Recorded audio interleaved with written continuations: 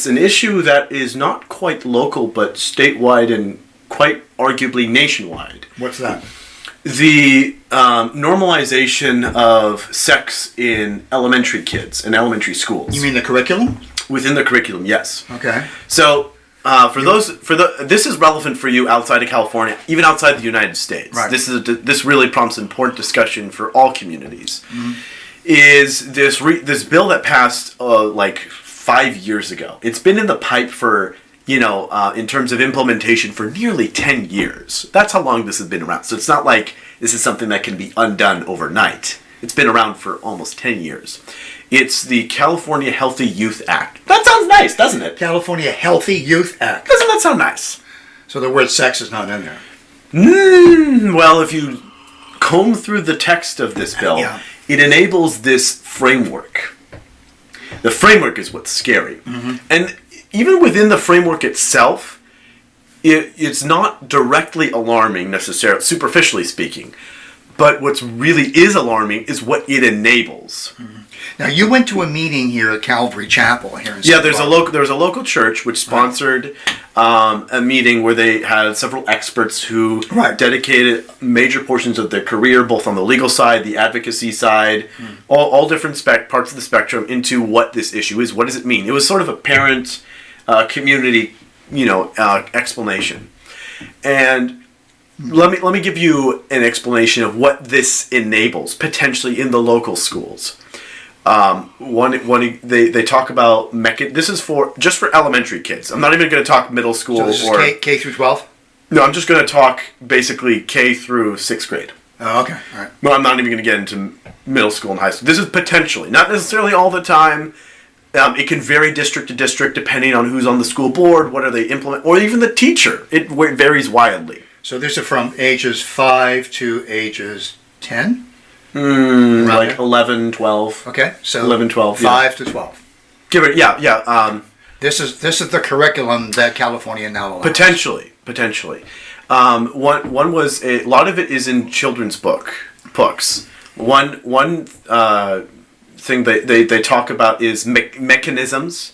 So the penis goes into the vagina. They'll have that talk in elementary school with the 5-year-old. Potentially, yes. They'll talk about what a penis is. They'll go over the different parts of a penis and vagina, uterus, all that stuff, and they'll talk about what's in it, what it does. These are all things that were discussed in my house, by the way. We talked about this at home. Oh, yeah. Between the... Right. We didn't do this in school. I went to a Catholic school, and nobody would even use the word penis in school. This, like, kind of sensitive things. That is mandatory. Like, you can't opt your kid. Most cases you cannot. You cannot opt out? Most cases, yes. Most cases. Okay. Then they also talk about how to get pleasure. So, for example, they will explain to you how to properly masturbate to a 5-year-old. Well, potentially to a 5-year-old, could be to a 8-year-old, maybe even a 12-year-old. Okay. How to basically get pleasure out of masturbation. Mm-hmm. It's one thing they'll talk about. And to be quite frank, that's just me getting started. What's really horrendous is they'll have books that will encourage them to explore sexuality. Mm-hmm.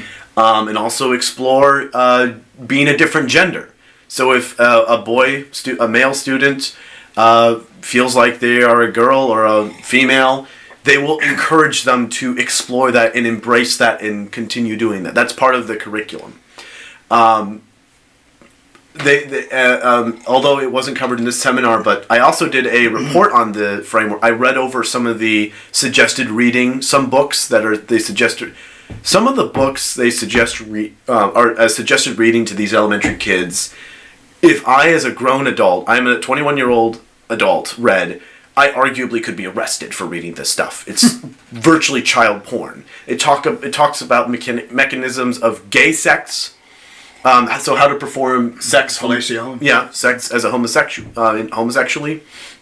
And also, there's several actually, that expose, they're cartoons of young children with full frontal nudity. You can see in the presentation they blocked it out because arguably you would arrest the presenters for presenting child porn in public. Yeah, it's a cartoon on one hand, but on the other hand, these are books that any student can go to their school library, pick it up, and read and see these pictures of children with erect penises. I mean, this is like hardcore. Insertion? I mean, they would. No. Not to my knowledge. Okay. However, I wouldn't put it past me. Well, this is the beginning, yeah. I mean, isn't this bad enough? You know, I mean, it can get worse. It can get worse. Of course. I mean, that's not really the great battle cry. Like, it could be worse. You know, really. But yeah, I suppose. I mean, how much further can you go? At what point do you desensitize? I mean, children. Well, then you would go into fetishes, and we know some very kinky sex. They don't cover kinky sex. They don't do that? Let me put it like this. At this point, it was beyond what everyone could They're just take. trying to get kids started with sex. To a certain point, I mean, these are adults in the room, by the way. These are like, the average person there was maybe in their 50s or 40s. Very few of them, I would say, would have been great if most of them were 30-year-olds who have kids that are starting school, but most of them were already aware of just how serious this is, that their children are going to be exposed to in some cases, blatant pornography. Child pornography. Their children will be exposed to child pornography, and they won't have a clear system for opting out. It's very bureaucratic and difficult, and sometimes administrators or teachers will lie to parents, saying that you cannot opt out, when in fact you legally can.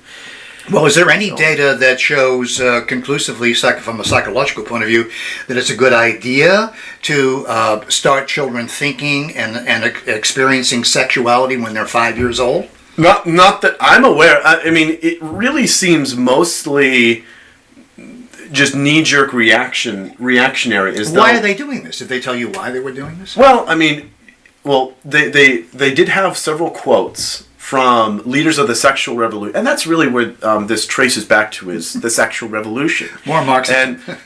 More Marxism. Look at that! They quoted some feminist leaders. Feminism. Feminist leaders, lesbian leaders, LGBT leaders, and they talked about how their idea was not. I mean, initially, at least the first step was to normalize homosexuality. Normalize it. Right. That was initially, but some columnists admitted that their fullest intent was to turn them into, if you know, their members, basically. That, and to a certain degree, I mean, that's pretty much how you do it. If you're trying to. Now, you say this has not yet taken effect. I'm not quite sure I understand. Is this really going to happen? Is it going to be implemented in schools? Well, as of now, it's summer.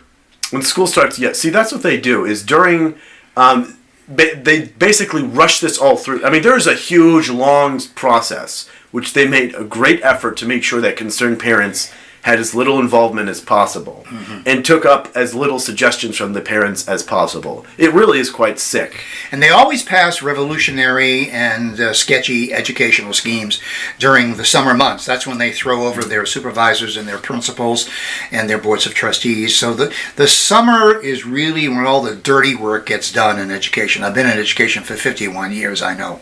So, but yeah, so the students that are going to class in California potentially could be exposed to this sort of stuff. And I think that throughout the year, you're going to hear all sorts of insane horror stories. Watch for them.